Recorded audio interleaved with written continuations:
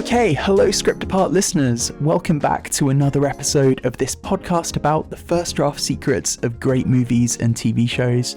I'm your host, Al Horner, and this week, a man trapped in an air-conditioned purgatory full of fast food joints, luggage carousels, and people in transit, while he himself remains frustratingly locked in place.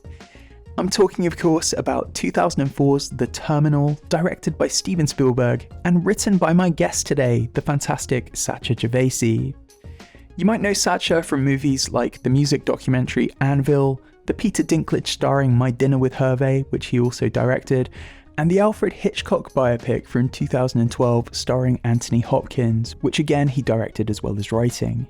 The Terminal told the tale of Viktor, played by Tom Hanks, a kind-hearted soul who begins living at an American airport after a military coup breaks out in his fictional home country while he's in the air.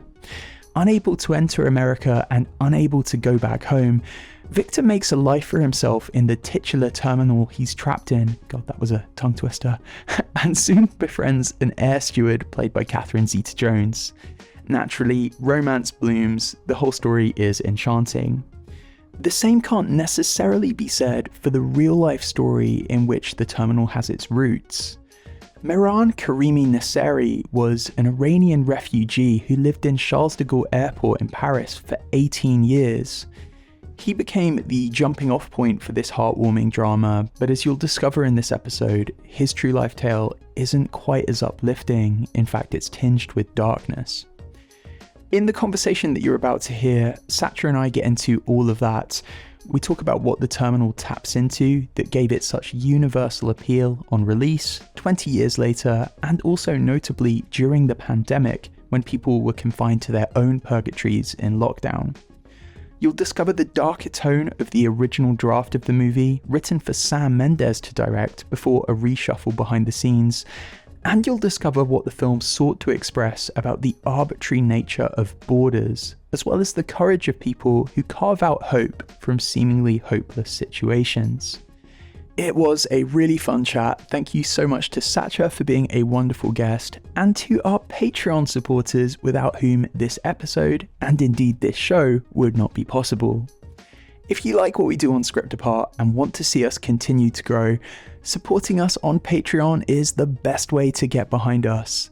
For the price of a single monthly cup of coffee, you'll get ad-free episodes, early access to episodes, the chance to ask your questions to upcoming guests, and access to our brand new weekly Script Apart Writing Hour, which is a Zoom hangout every Friday in which emerging writers can get their heads down and get some pages written with me and the rest of the Script Apart community. If you'd like to join the next one, head to patreon.com/scriptapart where you can get involved. We'd love to have you. Okay, that's all the admin out of the way. Let's get into it, shall we? This is the fantastic Sacha Gervasi talking about the first draft secrets of The Terminal. Thanks again for tuning in, everyone. You're listening to Script Apart, hosted by me, Al Horner, and produced by Camille Demek.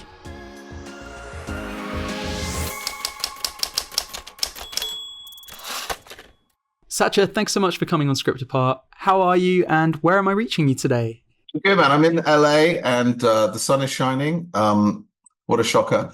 No, it's lovely. It's lovely here right now, but it's been, like everywhere in the world, the weather's been upside down. So for the first 6 months of this year, it was kind of like England. Yeah, I feel you. I'm also in LA, having flown in yesterday, and my flight was actually pretty heavily delayed, and it did briefly cross my mind that oh God, I might end up recording our conversation about The Terminal in Heathrow Airport, which... I would have been so happy, honestly, because I spent quite a lot of time at Heathrow and at JFK when I was first writing the script, researching it. And I also was at Paris Charles de Gaulle, and I wasn't allowed to speak to the subject of the guy who inspired the film. Sir Alfred Nasseri was his name. But I was able to observe him, and I watched him in Charles de Gaulle, just living by one of the gates on this kind of extended sofa with people coming by and dropping off meals and stuff. So, the essence of that film is a real person who was sort of marooned at Charles de Gaulle, for anyone who's interested in it. But that was fascinating, certainly.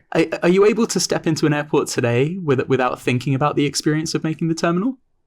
I mean, I don't know. Well, I just was a very specific period. I was at Heathrow for a couple of days, and I saw this cleaner who became the cleaner Gupta in the film. And then I would see there was a catering guy at JFK who became Enrique, played by Diego Luna. So yeah, they all sort of appeared at different places at different times, but like I would sort of take one person from here. But I love, listen, I think the reality is airports are places we all want to get through as quickly as possible, get out of. And there was an irony to, oh, this guy's stuck here. And by the way, he loves it. He goes shopping. He's important. So there was a sort of kind of, I think kind of a mischievous fun to the whole concept, but it was based on a real story and a real idea. You mentioned there how they are places that people want to move through as quickly as possible. I think like perhaps a more generous, more positive way of thinking about them is they are also these hives of human activity, unlike anywhere else. You have infinite people en route to infinite destinations, each one of them for a different purpose. A thought that crossed my mind when I was there for many more hours than I was supposed to be the other day was like, you'll look at like a departure lounge bench and there'll be a couple embarking on a honeymoon, elated at where they're heading, next to someone overcome with grief traveling to that same destination for a funeral. And yeah. It struck me that it's amazing that there aren't more films that tap into what the terminal so wisely tapped into in terms of like the range of emotion and human stories that airports hold. Yeah, I agree. There were so many interesting things that ultimately didn't make it into the final film, but that were part of the research that, there was a guy I remember at JFK who was sitting there probably in his 60s. He was well dressed. He wore a suit. He had a hat and glasses, and he felt like a kind of an old world character that you might meet, in some bar somewhere on the Upper East Side, or he just seemed quite interesting guy, and he would spend all day sketching. And I went to the airport for several days, and I would see him basically in the same seated area every time. And the reason I was able to get all this information is I got a tour from the people who managed the terminal. Obviously, I was there, on behalf of DreamWorks, just researching the thing, and so I was like, and this is this area and that, and here's how it works. And so they pointed out this guy, and I didn't really know. I was like, who is this guy? So it turns out that he befriended several people at the terminal, and he had friends, and he would come there pretty much every day. He had been working at an advertising agency on Madison Avenue and had been fired 6 months before, and had not been able, for whatever reason, to tell his wife that he'd lost his job. And so he would come to the terminal and he would sketch people and sketch out ideas, but he was unemployed. And he admitted this to one of the terminal staff, that he just hadn't had the heart to tell his wife that he'd been fired. And that story in itself, was so fascinating. And there were quite a lot of other people who were there. Like if you and I are taking a trip somewhere and we're going through the terminal, we're going to see a whole bunch of people. What I came to realize is amongst that bunch of people, there are several characters who are there all the time, for different reasons, whether they're plane spotting or avoiding, telling their loved one that they've actually been fired from their job, or, whatever it is, or they're people watching, or they feel safe because there are so many people around, or they're waiting for someone or searching for someone, or they're just like being in that space where there's such a hive of human activity and energy. And as you say, so many disparate stories and so many different emotional things going on simultaneously. So there's a lot more there when you actually are going there for 5 days in a row. And there were several characters, that sort of popped up into the movie, who you just would overhear conversations. Like Gupta the cleaner was just so hilarious about people stepping into his area. And I watched this guy at Heathrow, just like he was mopping, and then someone would, not step in the right place, and he would just get really angry, not necessarily at them so much as he'd be huffing and puffing and doing it again and moving his sign. And, so all those little bits of human behavior that I think you see in the film, most of them just came from actually real people, as well as obviously Viktor Navorsky, played so beautifully by Tom Hanks, was based on Alfred Nasseri, this sort of rather exotic, marooned kind of intellectual type with a pipe, living at Charles de Gaulle, quite different from the character in the film, but nonetheless in the same sort of predicament, stuck and cut off from home. So there's an immense kind of there's an immense amount of information that I only discovered when I was actually going to the terminal just to be there rather than to travel. So it's an interesting experiment. If anyone's bored one day, go to the airport and just look around. You'll find some really unexpected things. And I think that whole experience was the genesis of what became the terminal. And of course, Viktor Navorsky, that character. Yeah, gosh, everything you just said there, and the way that, you know, as you've just illuminated, airports really are petri dishes of human behavior. Like, it's amazing to me that there aren't more movies set in airports, that's a subgenre of cinema that's limited to, well, like this, Die Hard 2, and a handful of other films like it. I think there should be a terminal. There should just be a film festival focused only on films in airports. The Terminal, Die Hard 2, possibly Sinbad in the Christmas movie, Jingle All the Way. I don't know if that was at an airport, should have been. Sort of limited appeal film festival, but I'd certainly go. Yeah, we'll stage it at JFK or something like that as well. So take me back to like when you first heard the story about Nasseri.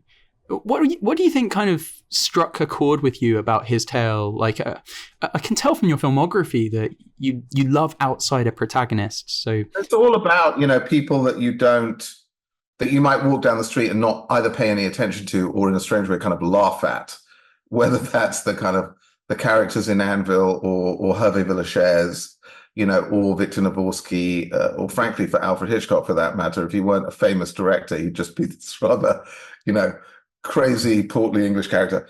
But the reality is that, you know, strip away the layers and it doesn't take that much work, and we discover these kind of very common human characteristics that maybe don't present as obviously with some of the characters I've kind of been interested in telling the stories of, but really are fundamentally quite similar to us, you know. And I think that universality, that commonality, is something that I've always kind of looked for, because, you know, the similarities are greater than the differences, you know, more often than not. So, but always the outsiders interest me, because, you know, I think like most people, I don't know, at school I felt like a total outsider. I still feel like an outsider. You know, what's my group? I don't really know. That's why you become an artist, is to try and kind of work your way through that, and also find your own channel, your own lane, your own kind of identity, which really sits apart from other people. You're trying, you know, I use whatever I do to try and work out life. You know, that's the whole point. And I think for me, I've always been drawn to kind of weirdo, lunatic outsider characters like Viktor Navorsky. Like, I remember looking at Alfred Nasseri, and I was only actually able to watch him. I think I had to stay like several hundred feet away. I couldn't talk to him because that was the stipulation of the contract, that they did a rights deal with him. But I felt an immediate pathos that here's a guy stuck in an airport without friends, without family, who has to make his world in a place, as I say, that most of us are trying to get through as fast as possible. And yet, what if that was you? What would you do? Well, you'd probably find and make your own family if you could. You'd work out ways to survive, like Viktor Navorsky in the terminal with the carts, returning them 50 cents a piece so that you can buy a McDonald's or a Burger King or whatever. So, you know, I love that kind of human ingenuity under extreme pressure and isolation. And I felt, well, I mean, the way the actual genesis of the film, I mean, the way it came about was there was an article on Nasseri in the New York Times, and DreamWorks optioned the rights to that. And initially it was a tremendously talented filmmaker called Andrew Niccol, who had written and directed Gattaca and also had famously written the script for The Truman Show. And Andrew was going to direct it originally. And so initially I was working with Andrew, but it was an article in the New York Times. And I was fascinated immediately when I read it. It was like, who is this guy? They called him Sir Alfred Nasseri, you know. It was just so extraordinary. And when I actually watched him, I realized that he loved it in the terminal. Like, this was his world. It's like, in a way that I think some people can become institutionalized by a long prison sentence. So too, Alfred Nasseri had sort of, there was a certain safety in the world and the people of the terminal. And I think we're all looking for that. We're all looking for safety. We're all looking for community. We're all looking for the ability to survive, often in, you know, an unusual, extraordinary, or rather exotic place, in this case, an airport. So there was something about that character that I was drawn to, because I had felt when I was at school, for example, that I was living in a terminal. I couldn't really relate to anyone. And so I don't know, I just felt it. I felt a tremendous pathos. And there was a beautiful moment where, Viktor comes across a sort of work site in the terminal, and in terms of being true to his character, he was like, oh, that wall, I know how to paint that wall. And he picks up a paintbrush and he just begins painting, and there's something beautiful about people who just want to be useful, and there's a humility to it. And I just found that it's like, yeah, he's in a shitty situation. He can't go home and he can't enter the US. So what's he going to do? Sit there with his head in his hands and feel sad? And character is what you do. And what he did was he tried to kind of help in some sort of little way and be contributive to the environment in which he found himself trapped. And I just thought, I felt there was a tremendous amount of grace and simplicity in that. And those kind of characters, that the human spirit, for want of a better phrase, which is so overused. But in this case, that was his character. He was, I'm just going to paint this thing. And then guess what? He gets employed. And, so there's something sort of gentle and beautiful and not sentimental, but hopefully emotional about that. Which is, I think we admire people who take a terrible situation, or for them, what might be a very confronting, difficult circumstance, and their response is to do something positive and contributive, and the kindness and the card games and the kind of relationships he had with Mulroy and with Gupta and with Enrique and that little sort of community that he formed. There was just something gentle and I thought beautiful in it, and I think that exists in the film. And what's so extraordinary is Tom Hanks's performance.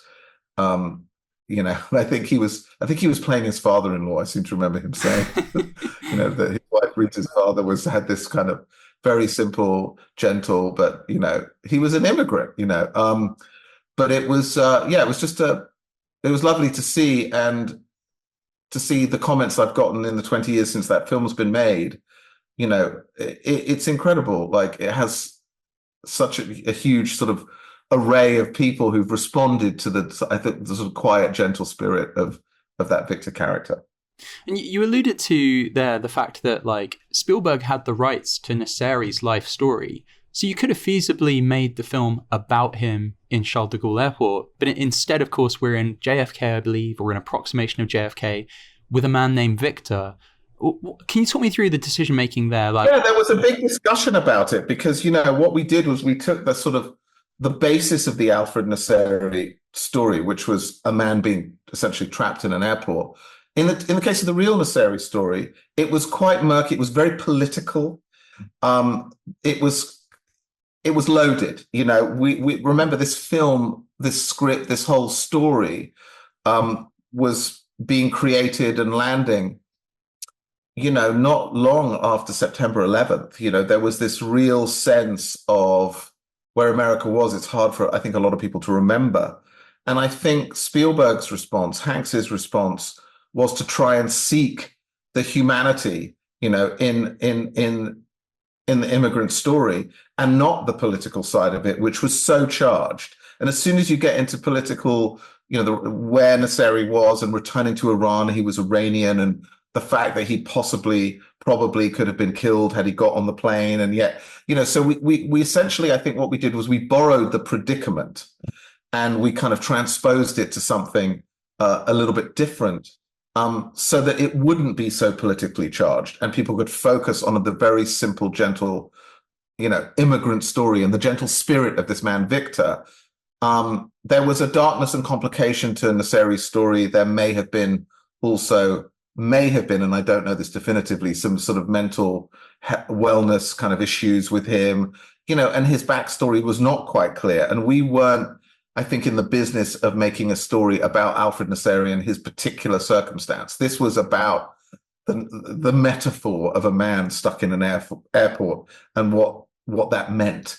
And what it also meant about immigrants at a very specific time in America where it was so charged. And I think there was a sweetness and a kindness that Spielberg wanted to express around immigrants and immigration that found its sort of delivery mechanism in this story, if that makes sense. That was the intention, to put something good out into the world rather than separating and isolating and dividing people. That in one sense, you had this kind of patchwork community of very different people from all over the world and different ethnicities, and yet here they were. So I think it was a statement, a quiet, not overbearing statement about we're all bloody human beings, whatever the story is. And I think it was really the human story which drew everyone into the film, and I think resonates from the film and has, for the past 20 years.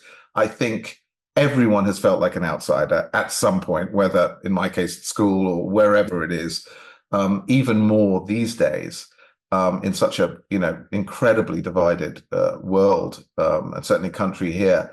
So I think these types of stories resonate for that reason. We're all looking for similarity. We're not looking for difference. Maybe some people are, but I think our higher evolved selves, if such a thing exists, we always seek connection. We don't seek division and hatred. So, I think that's why it still seems to be resonating. And it has, even, before, in the last few years. What was really lovely is being here in America and then suddenly discovering that, the Terminal is a BBC sort of staple every Christmas. Yeah, it is. Actually. I get calls. It's like Boxing Day, the Terminal's on the television. I'm like, and every year it would be like on BBC 1, 2, 4, whatever it was. So it's become a sort of kind of a reassuring favorite, if you will. And there's something lovely about that, because I tell you what, we need reassurance. We need kindness. We need human connection, and so I don't know, that's the value in the story. And I think particularly going back to that time, that was really drove the decision to make it not specifically about Alfred Nasseri, but about Viktor Navalsky. There is the universality of feeling like an outsider that this film definitely kind of taps into. I think that feeling of being stuck somewhere in a rut you can't escape, like we haven't all had experiences like it to the heightened degree that Nasseri had, or that Viktor experiences in the film, but we've all felt that. The film also seems to kind of quietly comment on the absurdity and how arbitrary borders are, and the kind of bureaucracy that enforces them. Those things all seem to be simmering underneath the film. Were these things on your mind as you wrote the script, or did they just find their way organically into the screenplay? That's interesting. Very much so, actually. But they had to be subtle, and they had to be in there without sort of declaring themselves with a loud trumpet. The idea being of statehood and nationality. And you see Viktor arriving in the airport to discover that his passport is invalid. The country that issued it no longer officially exists, and looking at his homeland on the sort of the monitors in the business class lounge, and seeing the fighting and Krahkozia and the civil war, and absolutely. There was so much that is now applicable today. How many times have borders been redrawn and withdrawn and redrawn, and, other people making decisions about where you live, in faraway places, and deciding what your country is, whether for valid reasons or not, has created a tremendous amount of despair and upset, and created wars that continue to this day. So I think there was definitely a sense of, it's important that we allow people to be people and not just defined by their nationality or the fact that there's been a civil war in your country while you're on a plane. One country takes over another, and now that country doesn't exist. I mean, there is an inherent, as you said, absurdity. It's like Ionesco. It's a farce. It's preposterous. But that absurdity exists in the real world. And I think we were sort of very subtly, hopefully, sort of poking fun at the lunacy of having your country defined by other people, and your community defined by other people. I think it's so I don't think it had really a big political agenda at all, but it's in there, as you pointed out, for people to discover and, if they want, discuss. But, that's not really necessarily the point of the film, but it's part of the backdrop of the film. And as you mentioned, Andrew Nicole had worked on the story before you came aboard. And I worked with him on it too. Oh, Yeah. so there was overlap. That's great. Can you tell listeners what the kind of differences were in the Andrew Nicole version of the script at that point, and why it sort of wasn't quite there, why the treatment wasn't perhaps quite right? He actually didn't write a script. I wrote the script. So what we did was we worked on the story together. And I think he had, for him, it was a much more abstract kind of almost philosophical version, of the story. So it was less, I think, emotional. And I think what I hopefully contributed was the emotion of those characters in that place. So he was sort of making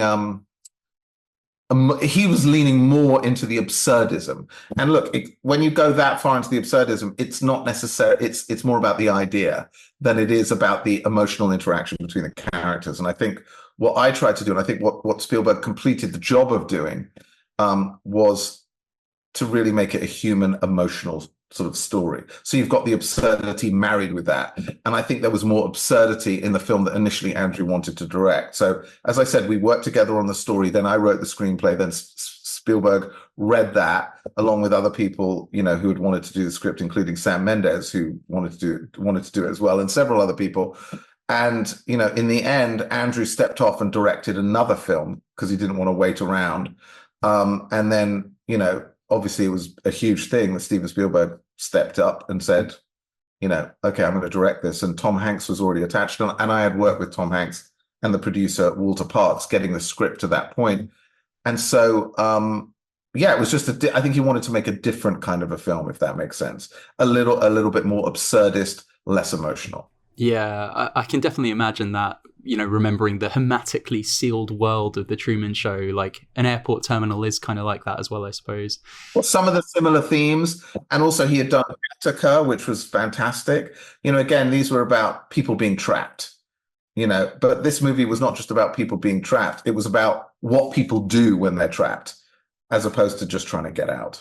Before we get into like the finished script, tell me about like the first draft that you sat down to write. You've mentioned to me off air that it was a fair bit darker. Would you like to break down for us like how that first draft differed? It was darker. I think I was feeling what was going on at the time, with everything that was happening in the world. We were obviously coming off 9/11. There was some real stuff in there. And I don't know, it was a really interesting story because I couldn't really figure out the script. Actually, the truth of what happened is I was actually fired off the movie because I just didn't deliver a script. And I called up, and I called up a very good friend who shall remain nameless, who is a fantastic, extraordinary writer and filmmaker. And he had introduced me to Spielberg initially. And I was like, I just can't do it. I just screwed up and I blocked. And he very kindly told me to come live at his guest house. And so I lived at his guest house. And he said, every morning at 8 a.m., there's going to be pages on the table and then I'll give you notes. And so I did that. And anyway, he saved my life, this guy. He knows who he is. An absolutely extraordinary, stellar human being and a very influential figure in my life who not only introduced me to Steven Spielberg, but actually created my career, because had I not gotten through that really tough time, I don't know what would have happened or where I'd be now. But so I was able, through living in the guest house and over a couple of weeks, I actually wrote this script and I got these incredible notes and I was, I came up with a draft that basically every director in Hollywood wanted to make, which was unbelievable because I had literally been fired off the movie. So I can laugh now. It was not funny at the time. But it was an extraordinary thing to then suddenly come back and respond with, this hopefully incredible story of it was the story of the human spirit overcoming very difficult circumstances in which, I too found myself. And there was a kind of drive and a kind of determination to kind of triumph, which I think was part of that draft, and I having been fired off the movie, I then submitted this script that they weren't even expecting to DreamWorks. And it was brilliant. They were so cool. They were like, they loved it. And then that draft, literally, I found myself a couple of months later in a room with Tom Hanks in his office in Santa Monica. And it was just the most surreal thing. And the moment when I realized something good was happening was I was working on the terminal with Tom in his office and the producer Walter Parks, who was again instrumental in getting this movie made and part of that process. And Tom said to me, can you give me a ride home? So I said, okay, unusual, giving Tom Hanks a lift, but that's fine. So I got in the car and I'm driving my car to, where he lives somewhere in Santa Monica. And he said, would you mind if I took the steering wheel for a minute? And I said, okay, maybe you wanted to try out my car, but I'm driving. So anyway, so we're talking about it and we're in development and, it's lovely. And I'm in the car with Tom Hanks. He's in the passenger seat and he just reaches over and he takes the wheel with his left hand and he turns to me and he says, I'm going to star in the terminal. And I was like, lost my shit. And then he said, are you pleased I took the wheel? And I said, yeah, I actually am pleased you took the wheel. And he gave it back to me and I dropped him off at his house. He was so sweet and charming. And that was followed up with, actually, I was with Tom Hanks in Berlin and we were researching another project, which was fantastic, which sadly never got made. But we were in Berlin and Steven Spielberg was on the press tour for Catch Me If You Can, which had just been made. And so I was sort of in this hotel with Tom Hanks and we were kind of, doing research and meeting all these fascinating people. And I get a call from Tom saying, there's a car downstairs for you. Come join us at dinner. And so there was this restaurant in Berlin and it was filled with people. It was like there was this gallery and then there was this central table. And I kind of walk into the restaurant. I didn't really know what I was walking into, but I could see at the table there was, there was Leonardo DiCaprio and Ethan Suplee and all these people sitting at the table. And there was Tom and he waved to me and I walked over and there was a gentleman turned around, with his back to me. And I approached and Tom said to the gentleman, he turned around, it was Steven Spielberg. And he offered me his hand and he said, congratulations, we shoot December 5th. And I was like, what is going on? It was one of those moments in life where you kind of knew that your life was not going to be the same after that. So there I was with, Tom Hanks, Steven Spielberg, never mind Leonardo DiCaprio and, all the people associated with Catch Me If You Can. And the movie was going to shoot and Steven was going to direct it and Tom was going to star in it. And it was, it was life-changing. And those guys, both of them were so extraordinary with me. So, endlessly kind. And I mean, they made a massive, massive difference to my life. So I'll forever be grateful for that and for the experience of being able to come on the set. And, Walter Parks, who was the producer, said, come to Palmdale. And, you can imagine, I'd just been at film school a couple of years before. And then suddenly, I find myself in Steven Spielberg's helicopter being flown to Palmdale and the producer putting his hands over my eyes as I walk onto the soundstage. And he goes, open your eyes. And I open them and I was like, oh my God, I'm in the middle of an airport that they built, like a living, breathing airport with restaurants and everything. And, I was like, he said, the set cost $16 million. And I was like, yeah, that's 4 times the cost of my entire first film. That was just the set. It was just incredible. And to have this sense of a writer of like, I sat in this room, I went through hell, I was fired, I came back, and now like hundreds of people are working because I didn't give up on this. That was an immensely, powerful feeling. And it only came to be because of Tom and Steven together and Walter kind of making it happen. So it's one of those things where you look back on it and you go, oh my God, like how often does it happen? And so I just want to sort of express a bit of gratitude to all those people for literally changing my life and letting me see the power of what movie making can be, where you're sort of like suffering in a room for months, and you're up against it. And if you gave up, no one would know, but you can't give up. And for whatever reason, you just keep going. And then, miracles sometimes, not always, but sometimes are possible. In this case, that's exactly what happened. So, I mean, I'm so absolutely still, I think like, wow, what if that had not happened? I don't think I'd be sitting here talking to you. Certainly not, because we're discussing the 20th anniversary of this film that got made as a result of that experience. So I'll always be grateful, for that. and for really seeing how things are done and what is possible. Because I know if anyone's in the movie business out there, if any writers are out there struggling, welcome. That's part of it, but sometimes if you just don't give up and you just keep going and you believe in something, somehow, some way, sometimes the universe will reward you for your intense hard work and your dedication and your not giving up. That's a really important part, I think, for any of the writers out there. It's like, if you don't at a certain point think like, oh, fuck, this is just, there is no point in continuing. And your family is saying you've got to get a real job and, all the stuff that we all go through. If you're not in that position at some point, there's, it's a tough road. So I do believe that everyone has some inherent talent. Some obviously maybe have bigger talents than others. I don't know. But I'll tell you what, the people who make it are the ones who refuse to surrender, who just will no matter what the cost, will just keep going. And once I got fired off the terminal, I mean, it'd be fair enough for most people to go, I think it's time to go home and sort of work out what to do. But for some reason, I just knew I had to, for my own self, sense of my own soul, my own sense of integrity, I had to complete the job that I'd been asked to do, in the right way. And I just I wouldn't give it up until I did. So, I'm just saying, not every script you write is going to be made by Steven Spielberg, but, it happened in my case. But it was through a long, painful, difficult, arduous climb up a seemingly endless mountain. At the end of that, it happened. So I don't think anything comes easy. And I think take the wins when you can get them.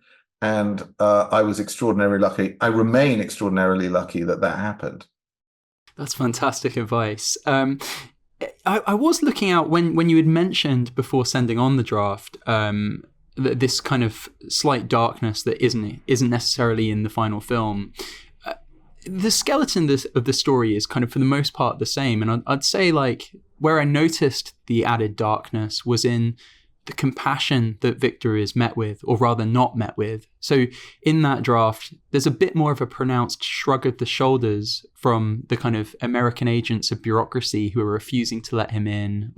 Their response to what he should do is let him shop. And at one point, as Viktor sees images of tanks rolling through his home country on CNN, people pop champagne corks, completely oblivious to his hurt in a first-class lounge.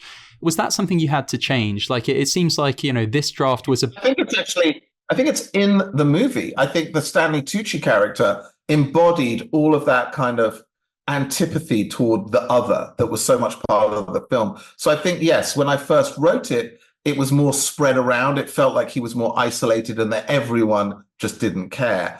But I think for dramatic purposes, and I think in retrospect for smart ones, all of that antipathy was embedded into the character, Stanley Tucci's character, because even his staff are just a little bit more gentle and forgiving in the film.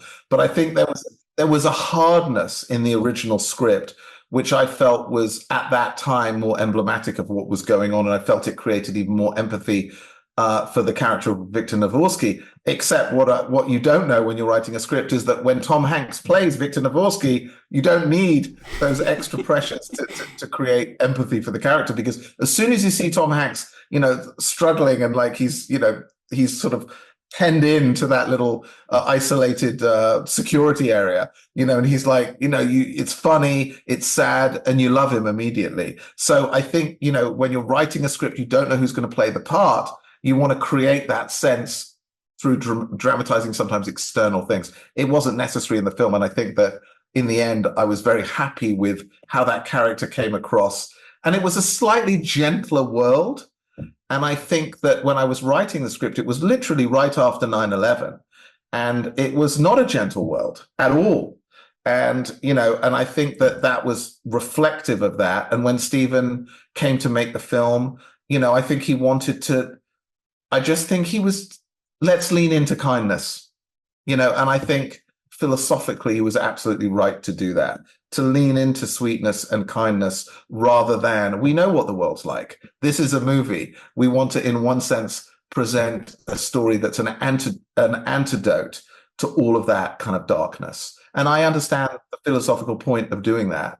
And the sort of joy that I saw when he was directing the film, and just, the fun that he and Janusz, the cameraman, Janusz Kaminski, were having. And just like, there was a certain whimsy. And I think he wanted to be whimsical at that point. It was a dark time in the world.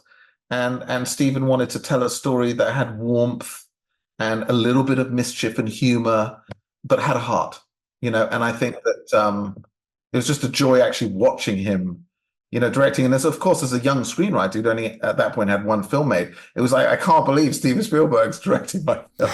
It's like, wow, okay. But yeah, it was great to see someone, that rare kind of iconic kind of filmmaker take the ball and kind of run with it.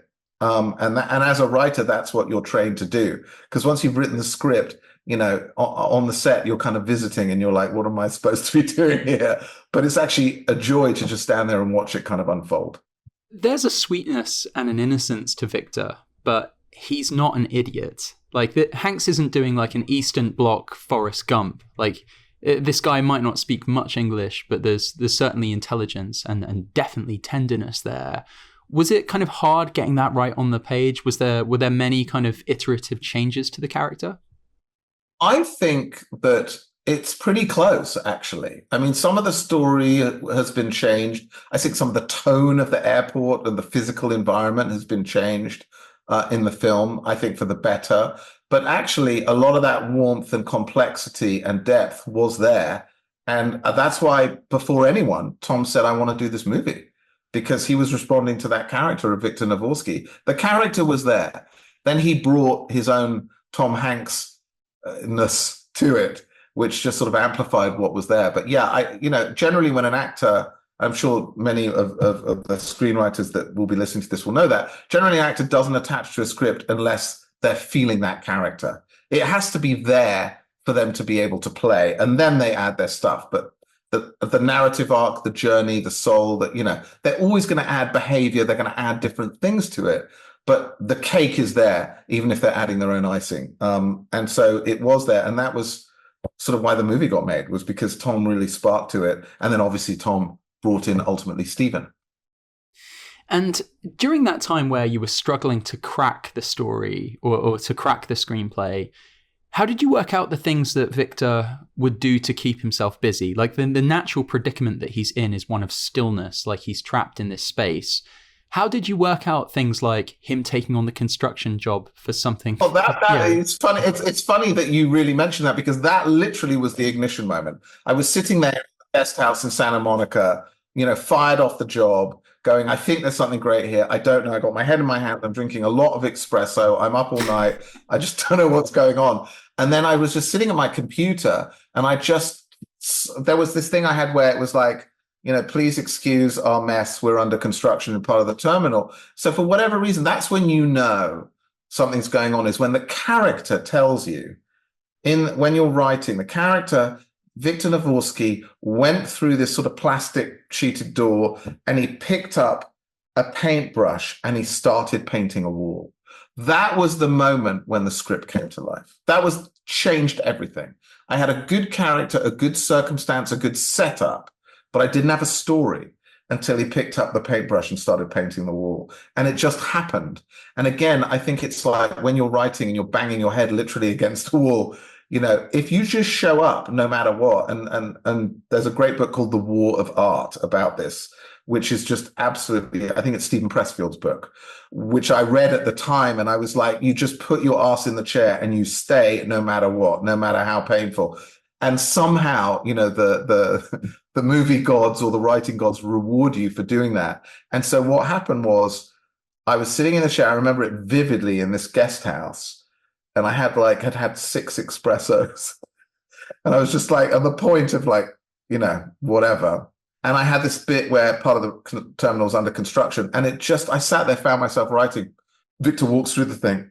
He sees a paintbrush. He picks it up, opens a can of paint, and he begins painting a wall that's under construction. And that's where the whole thing sparked up. It was like the ignition moment. So funny that you picked that up. But that's exactly when the whole movie became alive. It's the moment when the whole movie came to life for me. And then after that, if you show up long enough, then the characters start leading you and they start telling you what they want. you start you're pushing, and then they begin to pull. That was the beautiful moment when that happened, but it only usually occurs after massive amounts of despondency. I mean, writing is, a really hard, despondent process a lot of the time. And then, why do we do it? Well, we do it because we want to get to that moment where the character does something and then it's alive. And then, oh, I see it, but that only happens when you kind of earn it. Very few people sit down and write a brilliant script, first draft. I mean, famously, Callie Corey, Thelma and Louise, but what was great was in William Goldman's book, which I'm sure many of your listeners have read, The Adventures in a Screen Trade book. I think he included some early scenes of Marathon Man. There's a scene in the garage, or, I can't remember, but I remember seeing them in one of those Goldman books, some early scenes. And it was so reassuring to see, oh my God, they're not that great. The first version. So it was a really important lesson to me you have to allow yourself to be mediocre. You have to, first of all, you have to allow yourself to be terrible. Then you get to be mediocre. Then you get to be bad. Then you get to be decent. Then you get to be passable. If you just keep going, you might get to to good eventually. But it's about being willing to be terrible enough. And that requires real humility, in a strange way, forced humility. But I would say that a lot of talented people I know give up. They don't allow themselves to get past the kind of the pain. And I think it's important to understand that if you do keep going, you will get past it and something will happen. And that's, I've written quite a few screenplays now. And I tell you, I go through the same process. I write a script that I think is really good, like the one I'm casting right now. And I'm really happy. It was a long road. And then I'm back on something else that I'm doing for Searchlight right now. And I'm back to an empty page, and it's this again. There's never a point where I think you become exempt from the reality of what it takes to write a script, which is it's hard. It's really hard, and you have to be willing to be shit, no matter what you think you've done or where you're at in your life. You've got to be willing to be shit, first, no matter what. It's obviously slightly better, but not without its pains, not without the moments where you just think this is a waste of time. This is a stupid story. Why did I even agree to do this? What is wrong with me? Those thoughts go through your brain all the time, and so I just think it's important that people understand. It was really interesting at film school. I went to UCLA, and it was this thing where okay, if you sell a script, that's it, and that's not it. That's the beginning. If you sell a screenplay, you've made it to the pre-battlefield. There's so much more to go, because I've been through an initial idea through to finished film being released. There's so many battles. It's really interesting that people perceive. I remember at film school, I'm just going to write one script and that's going to be it. It took me 30 scripts till I had something made. We coming into it with, you really learn the rules of the road by being on the road, and it's I would say it's, if you want to be a screenwriter, it's not for the faint of heart. I would say. That said, the joys that come with it, if you do allow yourself to go through all that and have some luck and succeed, is just so incredible. And like I said, the big thing for me was arriving at the terminal set and seeing that there were 400 people working. There's 400, there's 25 grips and, 50 drivers and, the carpenters and, costume people and caterers and, all these people, you have a connection, direct connection to why they're employed at that particular moment. And you just have a tremendous sense of, oh shit, yeah, this is actually making a difference to people. And that is a really big part of it, is the joy of it, is realizing that you can touch a lot of people and there's value and meaning to it beyond you just sitting in your room having crazy ideas. Oh, okay, that's where it becomes a real experience for others. And that was the bit that really knocked me sideways, because I wasn't expecting it, was that connection with the practical making of movies, and that we start with an idea in our head and no one listening. and sometimes can even get fired. And like, if we choose to persist, sometimes it can end in, hundreds of people having jobs and paying their mortgages. And, that's a sort of beautiful feeling, because it's much more important than seeing your name on the screen. I mean, that's lovely, but it's not.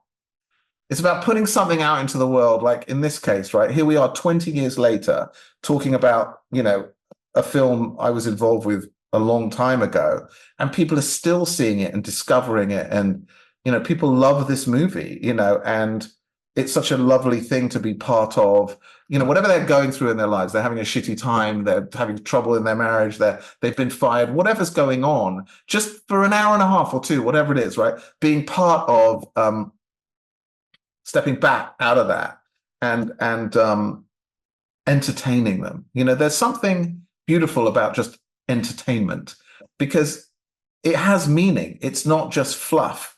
In sometimes it is, but in certain cases, when you really reach people and you remind them about certain things, I've worked on films also, that really help certain people, like with Anvil, artists and musicians who are, giving up, and, like whatever it is, that is the value in what you do, I think. And it's really, I mean, look, man, you want to feel like you've done something, and helped out in some way. And I think that's the Viktor Navorsky character.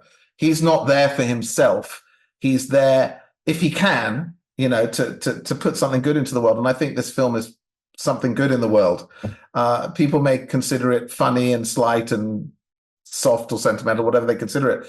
But actually, it has reached literally millions of people at this point. And that's a lovely feeling, that even if you're distracting people from their real world problems for a couple of hours, it doesn't matter. It has value, and it makes you feel good to be part of that. So if you've got that kind of idea and you're sitting there struggling over a script, you may be surprised, that 20 years later, people are still talking about, something that you struggled to do in a good way, Yeah. I mean, as rewards go for all the hard work, I would have certainly settled for a ride in Spielberg's helicopter, but that sounds like an even more incredible reward. Well, I mean, he's just incredibly generous, to all the people that he works with. He's Steven Spielberg, he's exceptional as a filmmaker, but also, people know about what he does, and, he's just so cool. You know what I mean? Like, wow. You know what I mean? He's just gone out and done what he's done, and you just have to stand back and go, my God. Yeah. And good for him. He's affected positively many, many millions of people. Of course, the obvious films we know that have been, truly significant. It's great to be involved with that too, of course. Yeah. One of the key things, just bringing it back to the script and the story for a second, one of the key things, of course, that happens during Viktor's stay is he meets Amelia, whose surname is Sanchez in the draft and Warren in the movie. Amelia is a flight attendant, and she's described by Stanley Tucci's character, who I think is called Mercer in the script, as a trolley dolly. And he describes how he's banged them all. They're not like normal people, flying back and forth across all these time zones, screws with their hormones. So she faces, because of her profession, quite a lot of misogyny. I think that was probably wisely cut out from the movie. I had a great line in the original script that I think was in at one point, I can't remember, which is, I think Mercer says, but Mercer's a bastard. He is, yeah, he really is. There's all this, he's an unpleasant character, and I think Stanley Tucci brought a certain warmth to him. He's just more stubborn and stuck in his ways. But I think originally he was much more of a nasty character, which was sort of meant to be in direct opposition to Viktor's kind of gentle simplicity. But yeah, there was a line which is, girls just shouldn't be up that high that long, which again was misogynistic, sexist, but the point being that that was that character. And so as you see in the finished film, Steven dialed down the kind of meanness, because he was like, look, that exists in the real world. We don't necessarily need to echo that here. We're telling a different story. We want it to be focused really on Viktor and his spirit and his character, not the forces of oppression around him. And I take that point. I mean, it was a good point. He knows what he's doing. Yeah, Tucci's character, he's still the embodiment of the red tape. and the bureaucracy of it all. But he's a person. He's not a monster. He's a person. Yeah. But in terms of like, there are touches of that still left in the film. Like Amelia is this character who's had this really hard romantic life and does face this misogyny because of her profession. Talk me through like who she was, why the film benefited from that rom-com sort of element, and where the kind of relationship begins to bloom between her and Viktor. Well, I mean, that is a central part of the film, and there was a big debate about whether Amelia would go to Viktor at the end, what would happen, and in the end, I think we chose the right. There was a big debate about, and there's that moment in the terminal where she's arriving at the airport just as Viktor's gotten out, and should they be together? Is that a good idea? I think Steven chose the right thing, where it's one of those things where there were two kind of isolated, lost characters who were basically somehow found each other in this, this alternate universe of the terminal as being a real place. And it was perhaps too sentimental to have them end up together. And I think that was good. I love that little moment where they kind of recognize each other. And she's like, you do your thing. And she goes in and he gets into the cab and goes to New York and goes and sees the Big Apple for the first time. So there was a sweet and sour aspect, which I think suited the film more in terms of the sort of balance of emotion. And, I think it works. And it was obviously Catherine Zeta-Jones who, was just fantastic. I mean, she's such a lovely lady.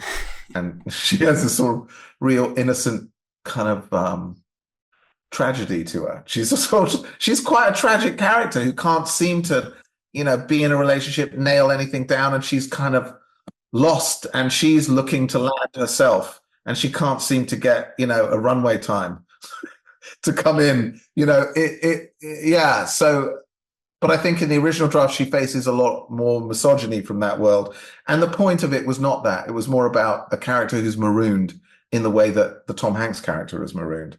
There was a big debate about should they kind of have some kind of romantic resolution. I think that Stephen felt on the balance of things, it was stronger that they kind of, she says, look, this is not going to work for me. And he's, so hurt in that bar scene. And then they see each other and they're both able to kind of acknowledge whatever that was and the interaction they had each other and both continue on their different paths. I thought that was absolutely a good decision. It must have been hard constructing the ending, considering the real life inspiration for all this. There was no triumphant ending for Nasseri. Like he died in the airport in Charles De Gaulle a couple of years ago. He did. He did. And the really interesting part of it was at a certain point, I think in the mid 2000s, I can't remember exactly, and people can look it up, but he left the airport. Did you know that? He left the airport and he couldn't make it work in the real world.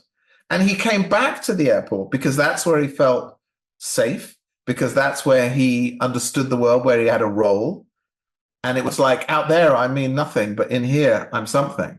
And I just thought that was tremendously poignant. And yes, he died at the airport. So yeah, that's true. Yeah, it's quite bad, obviously, but we didn't know that. I mean, this was well after the film was made. So how did you approach the ending, sort of reflective of that fact? Well, I sort of built it like there was an even more substantive connection between Amelia and Viktor. And so that in the end, Viktor gets out of the airport in a not dissimilar way to the way he does in the film, but that rather going into New York to go to the Big Apple, to the jazz club, as it happens in the film, he gets Amelia's schedule and goes to the other airport where he knows he's going to be. So he gets out, but he goes to her. And that, I think resonated as an ending in the script. But I completely understand that was not the right thing to do for the film. And that's the great part of being a writer, is that you hand over your story and you allow, these people to kind of take the ball and make it their own. And there's something painful about that sometimes, but there's also something in retrospect, that was a good decision, because as a story, you're just like, you're the custodian of these characters in this story.